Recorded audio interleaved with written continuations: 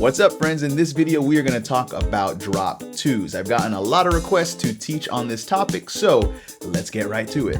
Okay, so drop twos. First of all, what are they? Well, they are not chords, okay? Drop twos are not chords. A triad is a chord. A major seventh is a chord. A drop two is not a chord. A drop two is simply a voicing. Oftentimes when we're talking about chord voicings, we're talking about the order in which we play notes in order to give them a particular kind of color.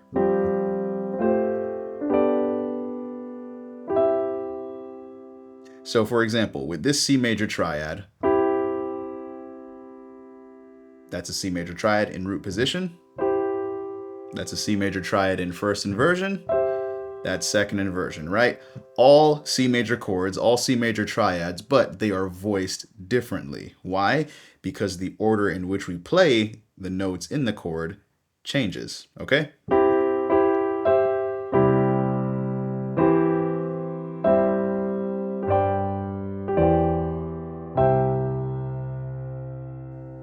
Now, when we're talking about drop twos, simply put, we just take the note that's second from the top and we drop it down an octave. Now, where we hear this often, particularly, is in gospel music with a 4-5-1 progression. So let's go to the key of C major. Our 4 would be F, 5 is G, and then our 1 is C, of course. But how we voice this is with a drop two voicing.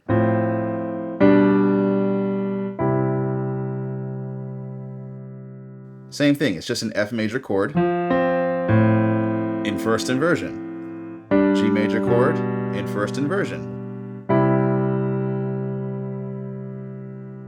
Now I'm gonna be honest with you, I don't even like using the term drop two voicing because it can be confusing, it can be misleading for some people, especially if you have a particular musical upbringing, okay?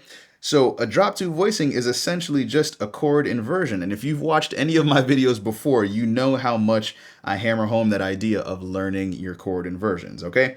Well, let's take it a step further and make these chords add 9 chords. So we're not just playing regular F major triad, G major triad, C major triad. We're playing this F add 9. And then G add 9.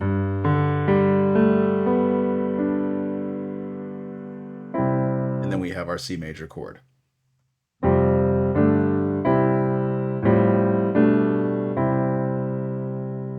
Now the reason we make it an add 9 chord is because it gives it a different kind of color, okay? We make it a 4-note chord.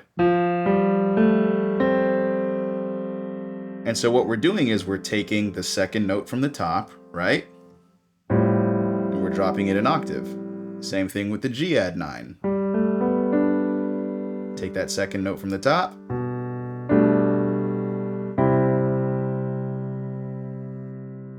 So again, let's take that F drop 2, F add 9 drop 2. It's essentially an F add 9 in second inversion. Same thing with the G add 9.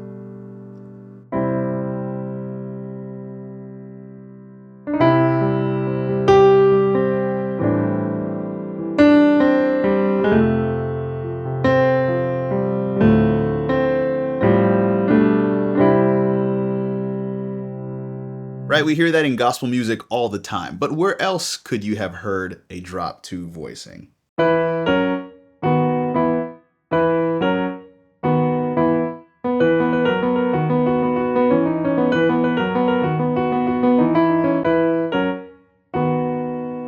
We get this drop two voicing right in the middle of this well-known chord progression. We have this B major triad. Second highest note, drop it an octave. I wonder how many more times I'm going to say this in this video, but again, I do not like the term drop two. It's just a chord in a particular inversion. So kind of like this rule of thumb, if you have a regular 3-note triad, a 3-note chord, it's going to be whatever that chord is in first inversion. If you have a 4-note chord, a 7th chord, or some kind of add chord, a 6 or whatever, it's going to be in second inversion, okay? If we make this a major 7,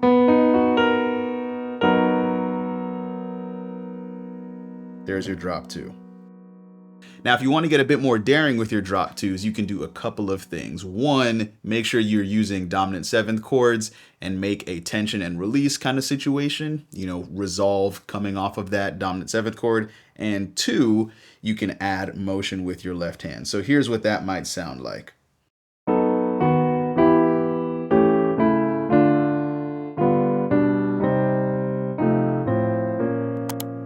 And we can just keep going down all the way until we start back again.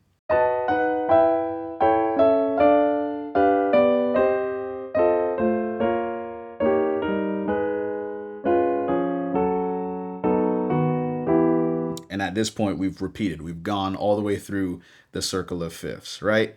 So the right hand is doing B dominant 7 to that E minor.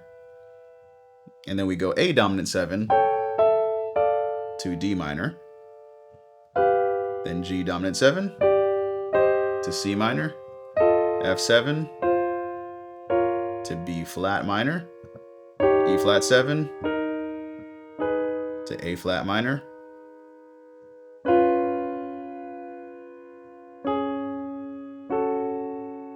We have that C sharp 7 to F sharp minor. And then we're back to B7 to E minor. And the left hand, of course, we're using our left hand to give us that drop 2 voicing. So we take this B dominant 7, drop the second highest note. There's one drop 2 voicing. And then we go to this B. Again, drop that second highest note. And then we resolve it.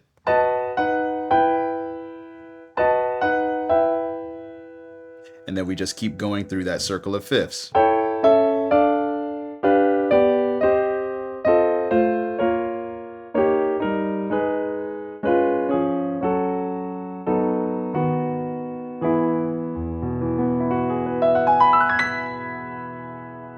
So that's it, friends. Drop 2s are pretty much just chord inversions, all right? So go ahead and try to take some of these concepts that you've learned in this video and try to apply them to some pieces of music that you already know pretty well. See how you can make your own playing just a little bit different, okay? As always, I'm Dion, and I will see you in the next video.